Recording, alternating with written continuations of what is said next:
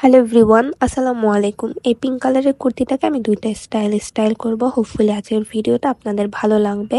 তো প্রথম লুকটার জন্য আমি এখানে একটা ব্ল্যাক ফ্লেয়ার প্যান্ট নিয়েছি। এরকম প্যান্ট আপনারা ফিউশন গার্লসে পেয়ে যাবেন। তো আমি প্যান্টটা দিয়ে পরে নিয়েছি, আর সাথে হচ্ছে একটা পিঙ্ক কালারের হিজাব পরবো।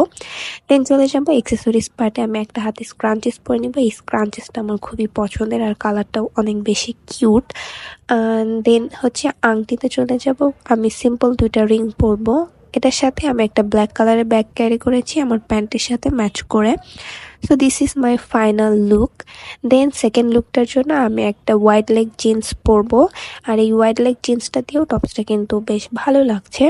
এই লুকটার জন্য একটা পিঙ্ক কালারের ঘড়ি অ্যাড করেছি, আর সাথে সিম্পল ওই রিংটাই রাখবো।